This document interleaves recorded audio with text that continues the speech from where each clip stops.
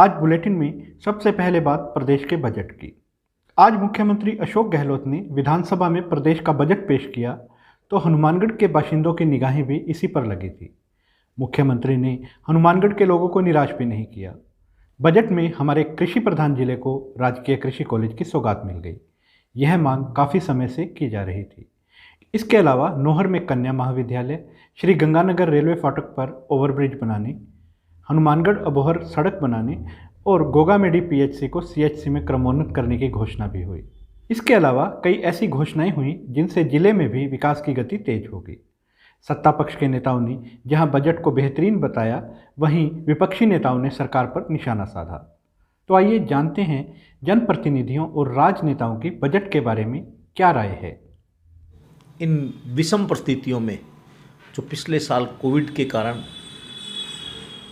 राजस्थान के राजस्व में घाटा हुआ और दूसरी तरफ केंद्र सरकार द्वारा जिस तरह का भेदभाव कर वहाँ से जीएसटी का बकाया पैसा नहीं भिजवाया जा रहा है, उसके बावजूद आज मुख्यमंत्री अशोक गहलोत जी ने जो बजट पेश किया है, उस बजट के लिए मैं माननीय मुख्यमंत्री महोदय को मेरी तरफ से, हनुमानगढ़ जिले के कांग्रेस जनों की तरफ से, हनुमानगढ़ की जनता की तरफ से बहुत बधाई देना चाहता हूं, उनका अभिनंदन करता हूं।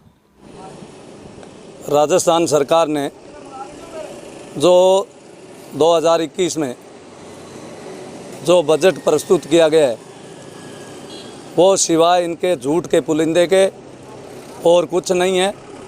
क्योंकि जब भी कोई पार्टी चुनाव लड़ती है तो चुनाव से पूर्व अपना मैनिफेस्टो घोषणा पत्र में जो बातें उन्होंने 2018 के विधानसभा चुनाव में कही, उन बातों का एक भी बातों का, चाहे किसान के संपूर्ण कर्जे की माफ़ की बात हो, चाहे बेरोजगार को रोजगार देने की, अन्यथा भत्ता देने की और बिजली दरों को नहीं बढ़ाने की, आज उन तीनों ही बातों पर चर्चा नहीं हुई।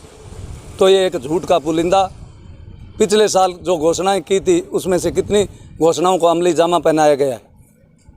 राजस्थान की सरकार के द्वारा जो बजट पेश किया गया है, उसमें आम जन के लिए राहत की कोई बात नहीं है। बिजली के मुद्दे को लेकर के जनता इतनी परेशान है, उसके बारे में इस बजट में कोई चर्चा नहीं है। पूर्व के बजट घोषणा में पानी माफ़ी का भी मुद्दा था, उस पर भी कोई चर्चा नहीं है। इस बजट में किसानों की कर्ज माफ़ी का जो मुद्दा था, उसको पूरी तरह से जो है वो गौण कर दिया गया है। हनुमानगढ़ स्पिनिंग मिल का इसमें कहीं नाम नहीं है, जबकि उसके लिए तो बहुत थोड़े से अर्थ की जो है व्यवस्था करनी थी। जिस हनुमानगढ़ कृषि विश्वविद्यालय की बात कर रहे हैं, तो ये महज घोषणा है, पहले भी घोषणा हुई है और अब भी घोषणा है। इस घोषणा को अमली जामा ये सरकार नहीं पहना सकती। हनुमानगढ़ जिले के लिए इस बजट में ऐसी कोई घोषणा नहीं है जिससे हनुमानगढ़ के लोगों को खुशी हो। से राजस्थान के अंदर भी हम उम्मीद कर रहे थे कि कोरोना काल के अंदर मजदूरों का, किसानों का, आम लोगों का, दुकानदारों का रोजगार गया है, तो हमें कोई बिजली के अंदर राहत मिलेगी। हम ये उम्मीद कर रहे थे कि हमारी मिल जो बंद हुई है, शायद इसमें बजट रख करके इस मिल को दोबारा चालू करेंगे। हमारा ये भी था कि पेट्रोल और डीजल के अंदर बहुत भारी महंगाई चल रही है, इसलिए यहाँ डिपो था, उसको दोबारा खोलने की कोई बात करेंगे।